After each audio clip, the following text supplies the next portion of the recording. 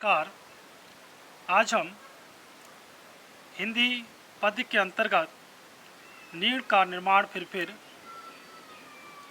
इसमें दूसरे सोपान का अध्ययन करेंगे। सबसे पहले श्यामपट्ट प्रविष्टियाँ, दिनांक, विषय, उपविषय, कक्षा व वर्ग, वादन, समयावधि व प्रकरण। ये छात्र अध्यापक श्यामपट्ट प्रविष्टियों को अंकित करेगा। इसके बाद सामान्य उद्देश्य विद्यार्थियों में काव्य के अंतर्गत सौंदर्य की अनुभूति जागृत करना, विद्यार्थियों को काव्यगत भाव, ताल एवं लय से परिचित कराना, विद्यार्थियों में कल्पना शक्ति का विकास करना एवं काव्य सृजन की प्रेरणा देना, विद्यार्थियों में स्वस्वर भावानुकूल वाणी में उतार चढ़ाव के कविता पढ़ सकने के योग्य बनाना, कवि की अनुभूतियों, आदर्शों और कल्पनाओं को बालकों तक पहुँचाने का प्रयत्न करना या यत्न करना। इसके उपरांत है विशिष्ट उद्देश्य छात्र जीवन में आने वाली कठिनाइयों से परिचित हो सकेंगे। छात्र सब कुछ नष्ट हो जाने पर भी फिर से नया निर्माण, नई स्फूर्ति की प्रेरणा ले सकेंगे। छात्र स्वयं जीवन में आने वाले संघर्षों का वर्णन या स्व अनुभव बता सकेंगे। इसके उपरांत छात्र नीड़ का निर्माण फिर नामक पाठ से संबंधित जानकारी रखते हैं। ये पूर्व ज्ञान है। शिक्षण सहायक सामग्री में सामान्य कक्षा उपयोगी शिक्षण सहायक सामग्री, पाठ से संबंधित कुछ चित्र। वहीं अब प्रस्तावना प्रश्न। यहाँ पर शिक्षण उद्देश्य है प्रस्तावना प्रत्यास्मरण। पक्षियों के घरों को क्या कहते हैं? पक्षियों के घरों को घोंसला कहते हैं। यहाँ पर प्रश्नोत्तर विधि का प्रयोग किया जा रहा है। घोंसले का निर्माण कहाँ होता है? घोंसले का निर्माण पेड़ों पर होता है। नीड़ का निर्माण फिर नामक पाठ से आप क्या समझते हैं? यह समस्यात्मक प्रश्न है। इसके बाद में उद्देश्य कथन।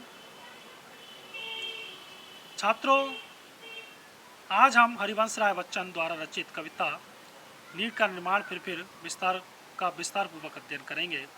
छात्र ध्यानपूर्वक सुनेंगे व स्मरण करेंगे। यहाँ पर कथन विधि का प्रयोग किया गया है। यहीं पर मुख्य उद्देश्य जो है शीर्षक की स्थापना, यहाँ पर ही प्रकरण अंकित कर देना है छात्र को श्यामपट्ट पर। उसका प्रस्तुतिकरण नेह से लेकर और फिर तक। इसका मुख्य उद्देश्य है काव्य में वातावरण का सृजन करना। छात्र अध्यापक काव्यानुभूति के लिए संपूर्ण पद को एक सोपान में पढ़ाएगा। आदर्श वाचन, छात्रों में श्रवण कौशल विकसित करना।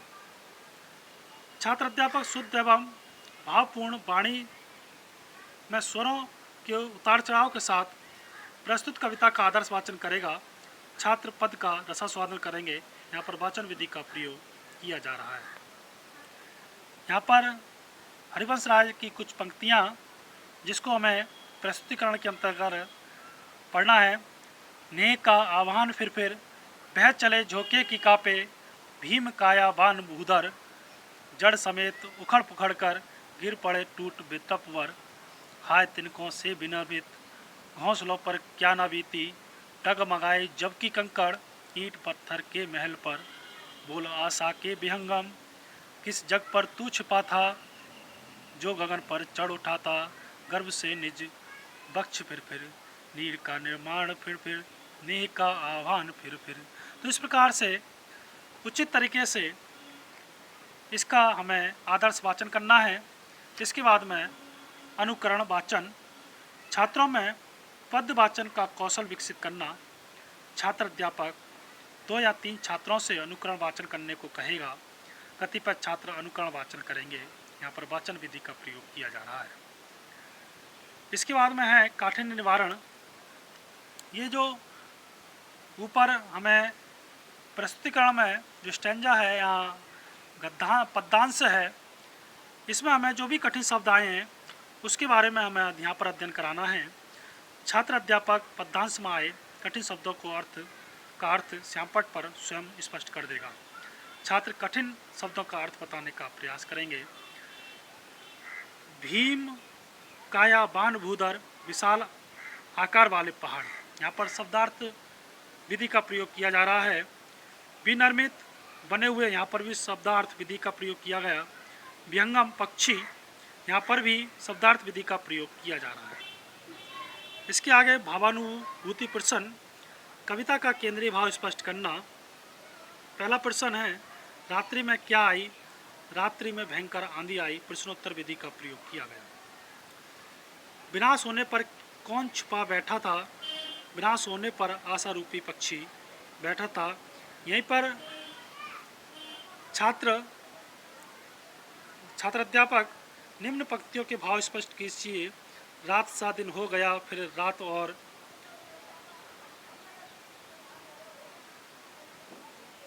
तो इस प्रकार से दूसरी, बोल आशा के विहंगम किस जग पर तू छिपा था। तो इस प्रकार से रात सा दिन हो गया, फिर रात और काली, बोल आशा के विहंगम किस जगह पर तू छिपा था। तो इस प्रकार से पंक्तियों के भाव स्पष्ट करने के लिए छात्र अध्यापक छात्रों से कहेगा। इसके उपरांत द्वितीय आदर्श वाचन, छात्रों में भावों की एकाग्रता विकसित करना। छात्र अध्यापक कविता के भाव विश्लेषण और समीक्षा के बाद भावों की एकाग्रता और रसास्वादन के लिए पुनः स्वास्वर वाचन करेगा। छात्र कविता का रसास्वादन करेंगे। यहाँ पर वाचन विधि का प्रयोग किया जा रहा है। द्वितीय अनुकरण वाचन, छात्रों में पद कौशल विकसित करना। छात्र अध्यापक 2 या 3 छात्रों से पुनः अनुकरण वाचन करने को कहेगा। कतिपय छात्र अनुकरण वाचन करेंगे और यहाँ पर भी वाचन विधि का प्रयोग किया गया। इसके उपरांत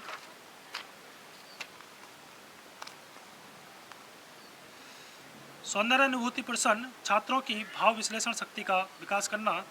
आशा का विलोम शब्द बताइए। आशा का विलोम निराशा है। भूधर किसका पर्यायवाची शब्द है? भूधर पहाड़ का पर्यायवाची शब्द है। इस प्रकार जो पद्यांश में जो भी भावानुभूति या सौंदर्यात्मक प्रश्न आए हुए हैं उनके लिए पूछना से पर्यायवाची शब्द है, विलोम शब्द हैं, रस छंद अलंकार हैं। प्रश्नोत्तर विधि का यहाँ पर प्रयोग किया गया। मूल्यांकन प्रश्न भी यहीं पर है। पाठ में आए अन्य विलोम शब्द बताइए। इसके बाद में कविता का सार है। छात्रों में कविता का भावार्थ ग्रहण करना। छात्र कविता का अर्थ सुनाएंगे। यहाँ पर कथन विधि का प्रयोग किया जा रहा है। यहाँ पर अर्थ बताते हुए, रात्रि में आंधी इतनी भयंकर और विनाशकारी थी कि उससे बड़े आकार वाले पर्वत भी हिल उठे। तो यहाँ पर ये चित्र है इस पाठ से संबंधित।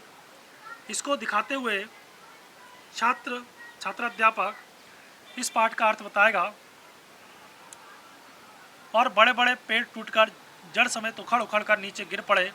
फिर तिनकों से बने घोंसले नष्ट हो गए। कंकड़ पत्थर और ईंट से बने सुंदर महल भी डगमगाए। इतने विनाश होने के बाद भी आशा रूपी पक्षी छिपा बैठा था। यह पक्षी आकाश में ऊंचा उड़कर गर्व से अपनी छाती खोले उड़ रहा है। नए सिरे से घोंसले का निर्माण में व्यस्त होकर स्नेह और प्रेम को निमंत्रण देकर सृजन में लगा था।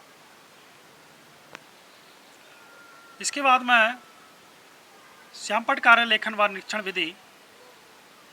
निरीक्षण कार्य कौशल, यहाँ पर विधि है, यहाँ पर निरीक्षण कार्य होगा। लेखन कौशल का विकास करना। छात्र अध्यापक सभी छात्रों से श्यामपट्ट कार्य अपनी अपनी अभ्यास पुस्तिका में उतारने को कहेगा। वह स्वयं कक्षा का घूम घूम कर निरीक्षण करेगा। सभी छात्र श्यामपट्ट पर लिखित कार्य अपनी अभ्यास पुस्तिका में उतारेंगे। लेखन व निरीक्षण विधि को अपनाया जा रहा है। ये श्यामपट्ट कार्य है। इसके श्यामपट्ट कार्य को छात्र अपने अभ्यास पुस्तिका में उतारेंगे। इसके उपरांत गृह कार्य, अभ्यास, प्राप्त उद्देश्य, पद्यांश का संदर्भ सहित व्याख्या करके लाइए। गृह कार्य सभी छात्र अपनी अभ्यास पुस्तिका में उतारेंगे। यहाँ पर लेखन कौशल का प्रयोग किया जा रहा है। धन्यवाद।